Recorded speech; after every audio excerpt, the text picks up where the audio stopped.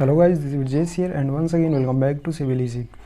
जैसा कि आपने हाईवे इंजीनियरिंग के लास्ट लेक्चर में कैम्बर पढ़ रखा था, तो कैम्बर वहाँ पे कंप्लीट हो चुका था। इस लेक्चर में हम वक्र पढ़ने वाले हैं। वक्र का मतलब होता है, जैसे रोड पे आपने देखा होगा मोड़ मिलता है आपको। जैसे एक रोड जा रही है तो उस रोड में आपने अचानक से मोड़ देखे होंगे, या फिर अचानक से मोड़ नहीं है तो हल्का हल्का मोड़ है, या फिर आपको रोड पे कुछ ऐसी ऊपर नीचे रोड भी देखने को मिल जाती है।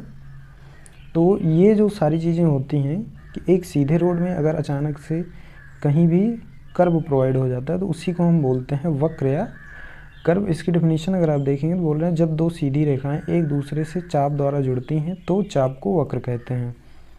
क्लियर। अब इनको हम प्रोवाइड क्यों करते हैं, वक्र प्रोवाइड करने का कारण क्या है।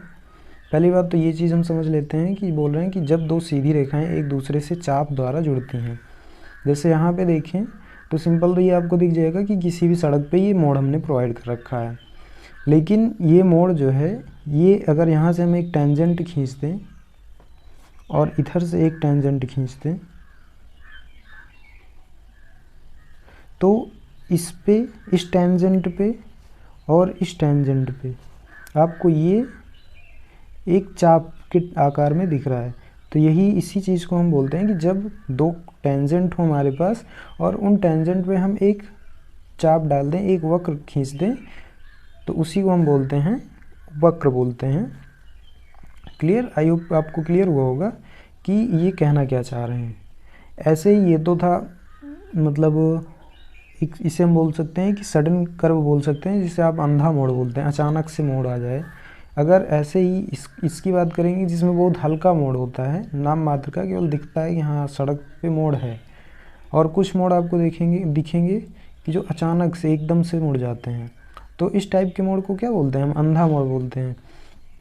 ये ज़्यादातर काफ़ी ख़तरनाक होते हैं। यहाँ पे इस रोड पे एक्सीडेंटल चांसेस बढ़ जाते हैं। रीज़न यही है कि इधर से जाने वाले वाहन को इधर से आने वाले वाहन नहीं दिख रहे होते हैं, या फिर इधर से आने वाले को इधर से आने वाले नहीं दिख रहे होते हैं। तो रीज़न यही बनता है कि यहाँ पे एक्सीडेंटल चांसेस बढ़ जाते हैं। अब ये जहाँ पे मिलते हैं तो जो एंगल बनता है इसी को हम बोलते हैं डिफ्लेक्शन एंगल। इसको बोलेंगे डिफ्लेक्शन एंगल। ये होता है हमारा कर्व, और ये जो होती हैं टेंजेंट होते हैं।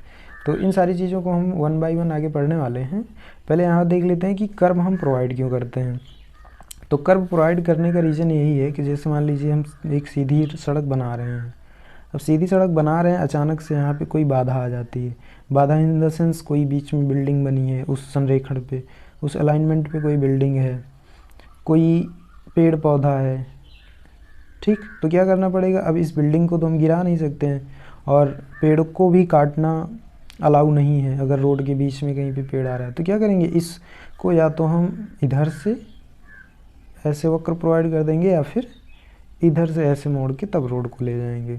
मतलब है कि इस रोड को बनाने के दो चांसेस हैं, या तो ऐसे हम इस पर कर्व प्रोवाइड करके बाधा को पार कर जाएं, या फिर ऐसे वक्र प्रोवाइड करके बाधा को पार कर जाएं। तो ये जो इतना बनेगा यही कहलाता है वक्र या मोड़, जिसे हम कर्व बोलते हैं। क्लियर। आई होप आपको यहाँ पे क्लियर हुआ होगा। तो अब ये बाधा जो हो सकती है, कोई बिल्डिंग हो सकती है, कोई पेड़ पौधा हो सकता है, बीच में मान लीजिए कोई छोटी मोटी पहाड़ी आ जाती है, कोई नदी हो गई। तो इन सारी चीज़ें, ये सारी जो बाधाएं आती हैं, इन्हीं को पार करने के लिए हम किसी भी सड़क पर वक्र प्रोवाइड करते हैं, मोड़ प्रोवाइड करते हैं। क्लियर। तो क्या बोल रहे हैं कि सड़क, रेलवे लाइन, गैस व सीवर लाइन, नहर व सुरंग आदि में दिशा परिवर्तन के लिए कर्व दिए जाते हैं। इसके बाद है कि सड़कों व महामार्गों पर वक्र देने के कारण कौन कौन से हैं। पहला है कि भूमि की स्थलाकृति के कारण, मतलब जिस एरिया में हम सड़क बना रहे हैं वहाँ की टोपोग्राफी कैसी है। टोपोग्राफी मतलब, टोपोग्राफी में क्या होता है कि वहाँ पे जैसे मान लीजिए ये हमारा कोई क्षेत्र है, तो इस क्षेत्र में आने वाले, अब यहाँ से हमें कोई रोड बनानी है, मान लीजिए इधर से हमें एक सीधी रोड बनानी थी। तो ऐसा तो है नहीं कि कोई भी क्षेत्रफल जो होता है वो हमेशा समतल मिलेगा आपको, उसमें कुछ ऊबड़ खाबड़ता मिल जाएगी, कहीं पे छोटे मोटे तालाब मिल जाएंगे, नदियाँ मिल जाएंगी, नहरें भी मिल जाती हैं। तो उन सारी चीज़ों को अवॉइड करने के लिए हमें वक्र प्रोवाइड करना होता है। तो अस्थलाकृति हो गई।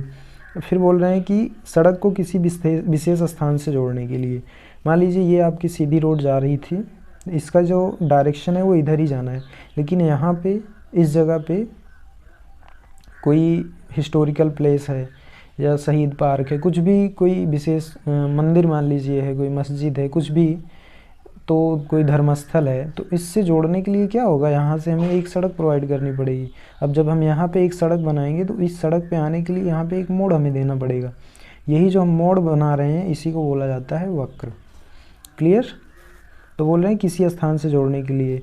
अब किसी स्थान आपको क्लियर होगा, कोई विशेष स्थान क्या हो सकता है, कोई धार्मिक स्थल हो सकता है, कोई शहीद पार्क हो सकता है, कोई हिस्टोरिकल प्लेस हो सकता है, कोई ऐतिहासिक स्थल। तो ये सारी चीज़ें हो गई। उसके बाद है किसी बाधा को लांघने के लिए, वो चीज़ आपसे हमने पहले ही क्लियर कर रखा है कि बाधा को लांघने के लिए हम करते हैं। कोई संचार लाइन है मान लीजिए, अब संचार लाइन में नहर हो गई, रेल पथ हो गई, नदी नाले हो गए, इन सबको पार करने के लिए भी हम सड़क में मोड़ प्रोवाइड करते हैं, वक्र प्रोवाइड करते हैं। इसके बाद है कि कोई भी धार्मिक, ऐतिहासिक या यादगारी संरचनाओं को बचाने के लिए भी हम वक्र प्रोवाइड करते हैं। इसके बाद है कि वक्रों के प्रकार, टाइप्स ऑफ कर्व। तो मेनली हमारे पास जो टाइप्स ऑफ कर्व होते हैं ये दो टाइप्स के होते हैं। पहला हॉरिजॉन्टल वक्र, पहला होता है हॉरिजॉन्टल कर्व, एंड सेकंड जो होता है वो वर्टिकल कर्व। सेकंड जो होता है वर्टिकल कर्व। हॉरिजॉन्टल कर्व जो बनते हैं ये हमेशा सड़क के हॉरिजॉन्टल प्लेन में, क्षैतिज प्लेन में बनते हैं। अब क्षैतिज प्लेन में हम क्या बनाते हैं, क्षैतिज प्लेन में जो भी हम कर्व प्रोवाइड करते हैं उसे हिंदी में आप मोड़ बोलते हैं, कि सड़क पे मोड़ आ गया, तो ये आपको हमेशा एक हॉरिजॉन्टल प्लेन में मिल जाएंगे। जैसे अब ये रोड है, ये हमने यहाँ पे कर्व प्रोवाइड कर दिया, तो ये क्या है, ये हॉरिजॉन्टल प्लेन में है। वहीं पे मान लीजिए ये हमारा ग्राउंड लेवल है, और इसी ग्राउंड लेवल पे हमें, ये ग्राउंड लेवल हो गया, अब इस पे अगर हमें रोड बनानी थी तो हम ऐसे ही रोड बनाएंगे सिंपल सा। लेकिन मान लो ग्राउंड लेवल क्या है, ये यहाँ पे समतल ना हो के कहीं पे ढलान है, फिर ये ऐसी रोड यहाँ पे थोड़ा उभार है, फिर ढलान है, तो मतलब अगर रोड में आपको ढलान या उभार देखने को मिलता है तो ये चीज़ देखेंगे, ये तो था हॉरिजॉन्टल प्लेन, बट ये जो है ये आपका होता है वर्टिकल प्लेन। तो अगर हम वर्टिकल प्लेन में हम कर्व प्रोवाइड करते हैं तो इसको बोलते हैं हम वर्टिकल कर्व। वर्टिकल कर्व में आपको कंफ्यूज नहीं होना है। वर्टिकल कर्व का आपको ऊपर स्क्रीन पर बगल में एक फ़ोटो दिख रही होगी, वहाँ से आप वर्टिकल कर्व को क्लियर कर सकते हैं। साथ के साथ आपको हॉरिजॉन्टल कर्व की आपको एक फ़ोटो वहाँ पे ऊपर दिख रही होगी, इससे आप हॉरिजॉन्टल कर्व कौन से होते हैं, कैसे प्रोवाइड किए जाते हैं, ये भी क्लियर कर सकते हैं। तो आई होप अब आपको क्लियर हो गया होगा। क्लियर तो यहीं से हो गया होगा कि जैसे जो मोड़ हम सिंपल सा देखते हैं, मोड़ अगर हम देख रहे हैं तो वो हो गया हमारा हॉरिजॉन्टल कर्व, और सड़क में अगर हम ढलान देखते हैं या उभार देखते हैं, तो चढ़ान या ढलान देखते हैं, तो वो क्या होता है, हमारा वर्टिकल कर्व होता है। क्लियर? अब यहाँ पे इसके भी टाइप होते हैं, हॉरिजॉन्टल कर्व के भी टाइप होते हैं और वर्टिकल कर्व के भी टाइप होते हैं। इनके दोनों के टाइप्स हम नेक्स्ट लेक्चर में देखेंगे कि इनके टाइप्स क्या क्या हैं। यहाँ पे हम इस लेक्चर में केवल इनके नाम देख लेते हैं कि हॉरिजॉन्टल कर्व कौन से होते हैं और वर्टिकल कर्व कौन से होते हैं। तो हॉरिजॉन्टल कर्व की बात करें तो हॉरिजॉन्टल कर्व जो होते हैं ये 4 टाइप से होते हैं। पहला सिंपल कर्व, दूसरा